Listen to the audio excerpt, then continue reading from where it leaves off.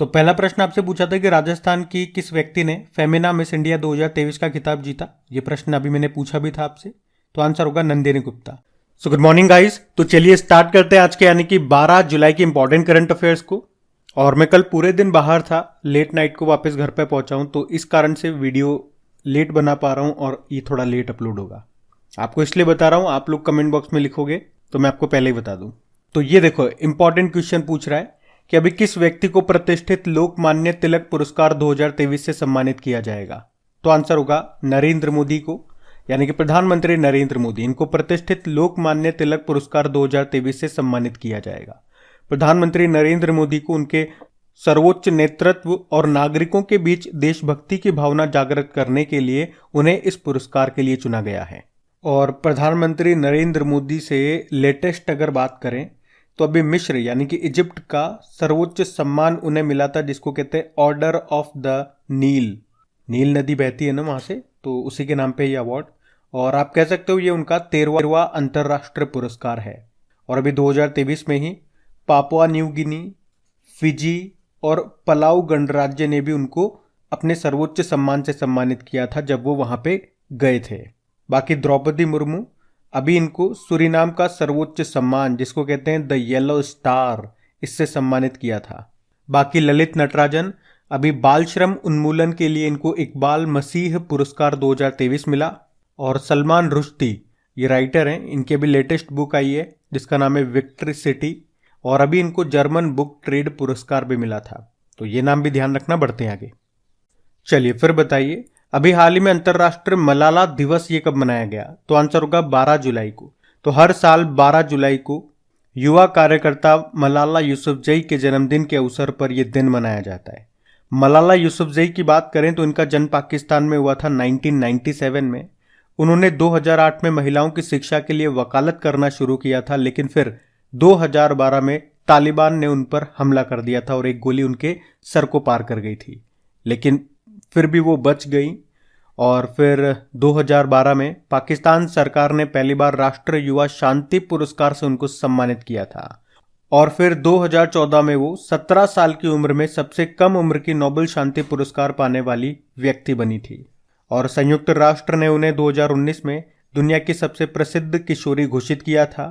उन्हें कनाडा की मानद नागरिकता भी दी गई और उनके ऊपर एक डॉक्यूमेंट्री भी आई जिसका नाम है ही नेम्ड मी मलाला, जिसे 2015 में ऑस्कर के लिए शॉर्टलिस्ट भी किया गया था।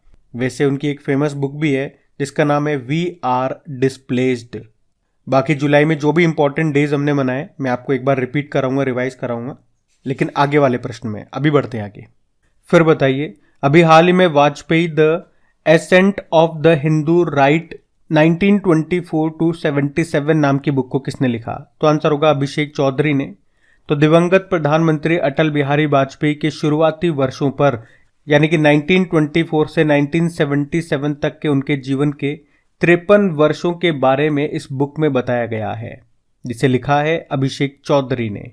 अच्छा, अटल बिहारी वाजपेयी जी के नाम पे ही एक बुक आई थी जिसको किसने लिखा था, याद है क्या? सागरिका घोष ने लिखा था। और इनके जन्मदिन को गुड गवर्नेंस डे के रूप में भी मनाते हैं। कब? 25 दिसंबर को। और शशि थरूर की बात करें, बी आर अम्बेडकर के ऊपर बुक लिखी है इन्होंने जिसका नाम है अम्बेडकर अ लाइफ। और डॉक्टर ए के द्विवेदी ह्यूमन एनाटॉमी नाम से बुक लिखी इन्होंने। और अरविंद मंडलोई, इन्होंने जादूनामा नाम से बुक लिखी थी। किसके ऊपर है ये बुक? तो गीतकार जावेद अख्तर के ऊपर है। तो ये भी ध्यान रखना, बढ़ते हैं आगे। चलिए फिर बताइए, अभी हाल ही में आईआईटी की पहली महिला निदेशक के रूप में अभी किसे नियुक्त किया गया। तो आंसर होगा प्रीति अगलायम को। आपको याद है हम लोगों ने एक प्रश्न पढ़ा था कि कौन सा आईआईटी तंजानिया में अपना पहला अंतर्राष्ट्रीय परिसर स्थापित कर रहा है। तो आपने कहा था आईआईटी मद्रास। तो आईआईटी मद्रास का ये भारत के बाहर अपना पहला आईआईटी परिसर है तंजानिया में। तंजानिया तो अफ्रीका में है। और तंजानिया से आपको एक और इम्पॉर्टेंट फैक्ट याद रखना है कि साउथ अफ्रीका की सबसे ऊंची पर्वत चोटी ये तंजानिया में ही है, जिसे माउंट किलिमंजारो कहते हैं।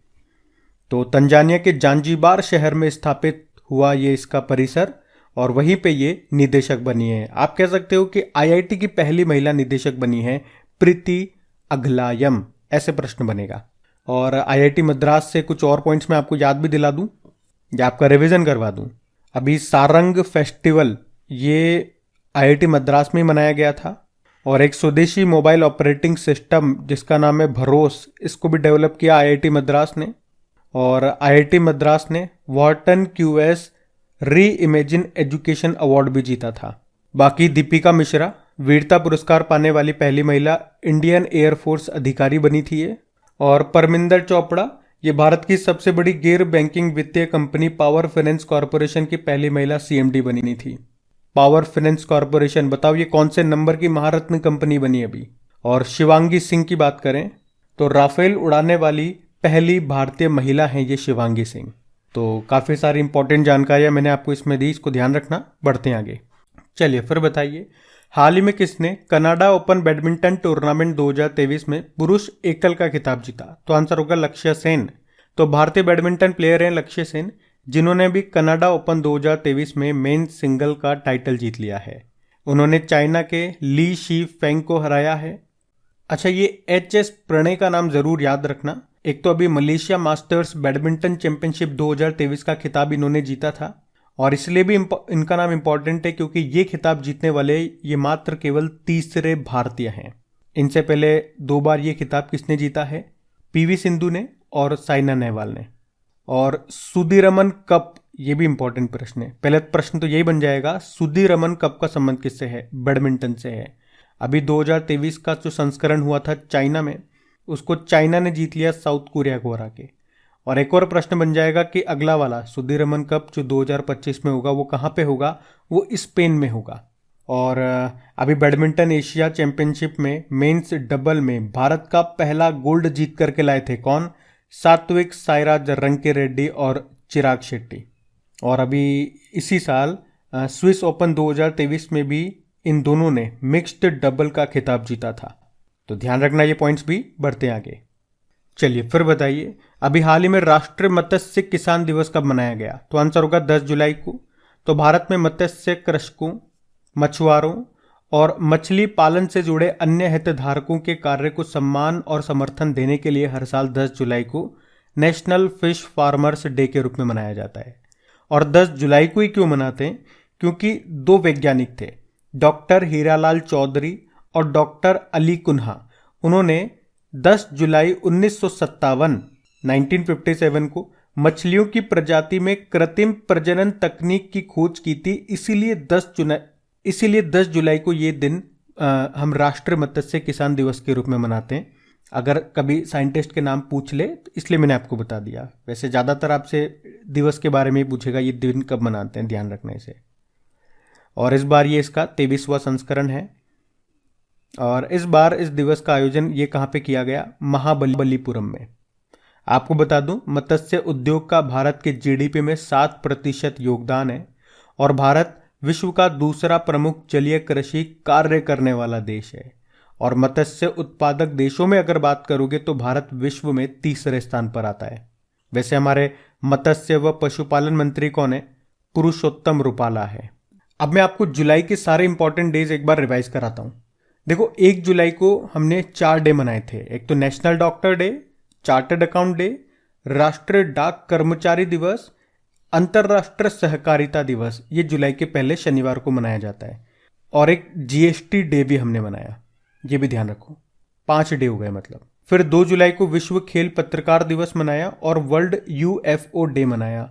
3 जुलाई को इंटरनेशनल प्लास्टिक बैग मुक्त दिवस मनाया। 6 जुलाई को वर्ल्ड जूनोसिस डे था और 11 जुलाई को वर्ल्ड पॉपुलेशन डे मनाया। तो जुलाई के ये डेज ध्यान रखें आगे। चलिए फिर बताइए, विश्व तीरंदाजी युवा चैंपियनशिप 2023 में भारत पदक तालिका में कौन से स्थान पर रहा है? तो आंसर होगा दूसरे स्थान पे।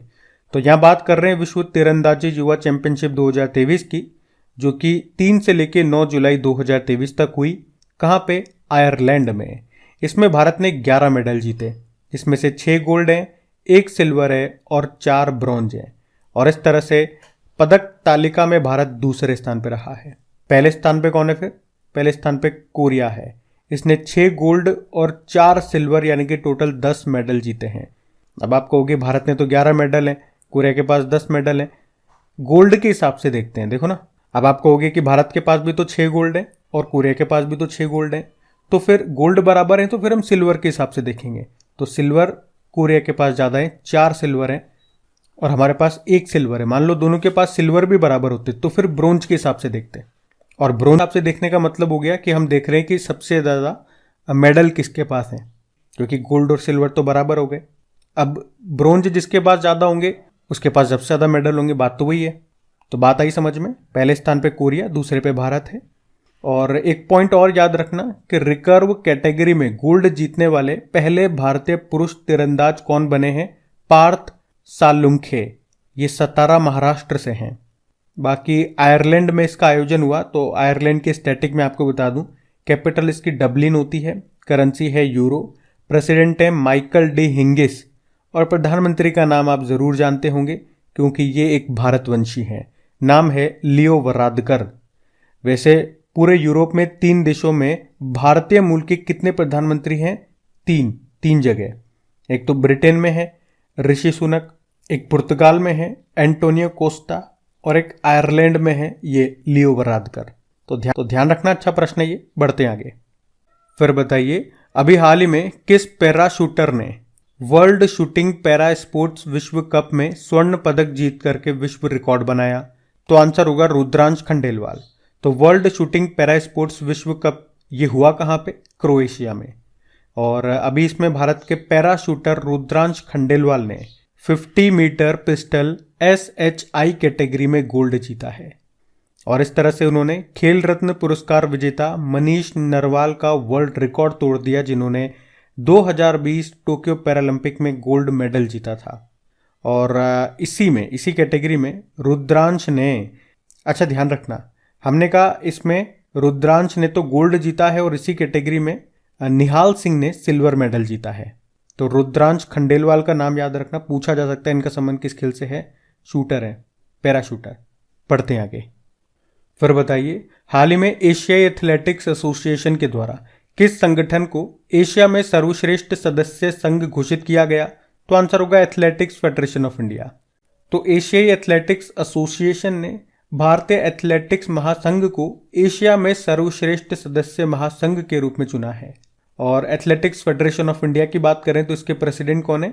आदिले सुमरेवाला। उन्होंने बैंकॉक में एशियाई एथलेटिक्स एसोसिएशन की 50वीं वर्षगांठ समारोह में ये पुरस्कार प्राप्त किया। अच्छा, इसके अलावा ट्रिपल जंपर हैं टी सेल्वा प्रभु, उन्होंने बैंकॉक में एशियन एथलेटिक्स एसोसिएशन से सर्वश्रेष्ठ एशियाई पुरुष अंडर 20 का पुरस्कार जीता। मैंने आपको बता दिया, भारतीय एथलेटिक्स संघ एथलेटिक्स फेडरेशन ऑफ इंडिया, इसकी स्थापना होती है 1943 में, नई दिल्ली में मुख्यालय है और अध्यक्ष हैं आदिल सुमरीवाला। तो ये नाम भी ध्यान रखना। बढ़ते हैं आगे। फिर बताइए, अभी हाल ही में 34वें जीव विज्ञान ओलंपियाड में कौन सा देश पदक तालिका में टॉप पर रहा? तो आंसर होगा भारत। तो भारत ये 34वें अंतर्राष्ट्रीय जीव विज्ञान ओलंपियाड में सबसे अधिक पदक हासिल करके पदक तालिका में टॉप पे रहा है।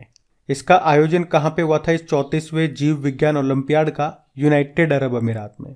और ये पहली बार है जब भारत के सभी छात्रों ने, जिसने भी इसमें पार्टिसिपेट लिया, सभी ने गोल्ड जीता है।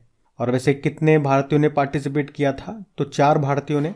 तो मतलब हमारे पास गोल्ड कितने आए? 4 गोल्ड आए हैं। 4 छात्रों के नाम भी मैं आपको बता दूं। कर्नाटक से ध्रुव आडवाणी, कोटा राजस्थान से ईशान पेडनेकर। अच्छा, कोटा राजस्थान से एक मिस इंडिया अभी बनी थी, उनका नाम जानते हो तो बताओ कमेंट बॉक्स में, क्या नाम है उनका। इनके अलावा महाराष्ट्र के जलाना से मेघ छाबड़ा हैं और छत्तीसगढ़ से रोहित पांडा हैं। तो ये 4 छात्रों के नाम भी मैंने आपको बता दिए। और अब कल के करंट अफेयर्स का क्विक रिवीजन करेंगे, उससे पहले फटाफट सीरीज का टेस्ट आपके सामने लेकर के आ रहा हूं। तो आज के क्या इंपॉर्टेंट क्वेश्चन है, करंट अफेयर्स के क्वेश्चन है, क्या है वो आप खुद देखो, वीडियो को पॉज करो, पहले उनके आंसर खुद देने की कोशिश करो, फिर मैं आपको बताता हूँ। इंग्लिश मीडियम में भी अलग से है, हिंदी मीडियम में भी अलग से, आप देख सकते हैं क्वेश्चन आपकी स्क्रीन पे। ये इंग्लिश मीडियम हो गया, अब ये हिंदी मीडियम लो, पॉज कर लो, आंसर लगाओ। अब मैं आपको आंसर बता रहा हूं। तो पहला प्रश्न आपसे पूछा था कि राजस्थान की किस व्यक्ति ने फेमिना मिस इंडिया 2023 का खिताब जीता? ये प्रश्न अभी मैंने पूछा भी था आपसे, तो आंसर होगा नंदिनी गुप्ता। अगला प्रश्न था अभी किसको प्रवासी भारतीय सम्मान 2023 मिलेगा? तो आंसर होगा राव सुब्रमण्यम को। और ये कौन है? भारतीय अमेरिकी एक प्रसिद्ध विश्व परिवहन कंपनी जो है फेडेक्स, उसके CEO हैं। ये भी मैंने आपको बता दिया कौन है ये। और अभी 17वां प्रवासी भारतीय दिवस कहाँ पे मनाया गया था? इंदौर में। ये भी मैंने आपको बता दिया। अगला प्रश्न मैंने आपसे पूछा कि अभी लता दीनानाथ मंगेशकर पुरस्कार से किसे सम्मानित किया गया? तो आंसर होगा आशा भोसले को। फिर आपसे पूछा अभी कौन वीरता पुरस्कार पाने वाली इंडियन एयरफोर्स की पहली महिला अधिकारी बनी? तो आंसर होगा दीपिका मिश्रा। और फिर आपसे पूछा कि अभी सांख्यिकी में अंतर्राष्ट्रीय पुरस्कार 2023 किसने जीता? तो आंसर होगा CR राव ने। अब आप भी मुझे फटाफट से कमेंट बॉक्स में बताइए कि इनमें से आपके कितने प्रश्न सही रहे। इससे मुझे भी पता चले कि आपकी तैयारी कैसे चल रही है करंट अफेयर्स की। जो मैं आपको इतना रिवाइज कराता हूँ उसका कितना फ़ायदा आप लोग उठा पा रहे हैं। और यहाँ पे मैं करंट अफेयर्स के मोस्ट इंपॉर्टेंट क्वेश्चन ही आपसे पूछ रहा हूँ। और मुझे ये तरीका बहुत अच्छा लगा, जिसमें आपका टेस्ट भी हो रहा है और ये रियल टेस्ट है अगर आप चीटिंग नहीं कर रहे हो तो। क्योंकि मैंने आंसर छुपा दिए। और वीडियो को आप पॉज करो, अब 2 मिनट लो, 5 मिनट लो, ऐसी कोई जल्दबाजी नहीं है कि बस 30 सेकंड में आंसर दो। मैं आंसर बता रहा हूँ, आराम से वीडियो को पॉज करो, आंसर लगाओ, कॉपी में लिखो, फिर वापस से वीडियो को प्ले कर लो और फिर आंसर देख लो। मतलब हमारा वीडियो भी लंबा नहीं हुआ कम से कम इस पार्ट के लिए, और हमने एक टेस्ट भी ऑर्गेनाइज कर लिया। तो इसी बात पे अगर सेशन अच्छा लगता है तो शेयर ज़रूर करें, ताकि मुझे भी मोटिवेशन मिले, मुझे भी अच्छा लगे। मुझे अच्छा लगेगा, मेरा दिमाग काम करेगा, मैं आपके लिए अच्छी अच्छी चीज़ें लेकर के आऊँगा। चलो अभी कल के करंट अफेयर्स का भी क्विक रिवीजन करते हैं। तो पहला प्रश्न पूछा था किस राज्य में अंत्योदय श्रमिक सुरक्षा योजना लॉन्च की? गुजरात। फिर पूछा भी 100% बीमाकृत होने वाला तेलंगाना का पहला गांव कौन सा बना? मुखरा। फिर पूछा यूरोपियन यूनियन के पहले खुले तौर पर समलैंगिक राष्ट्रपति कौन बने? एडगर्स रिंकेविक्स। ये कहाँ के हैं? ये लातविया के अभी प्रेसिडेंट बने थे। फिर पूछा विश्व जनसंख्या दिवस मनाया 11 जुलाई को।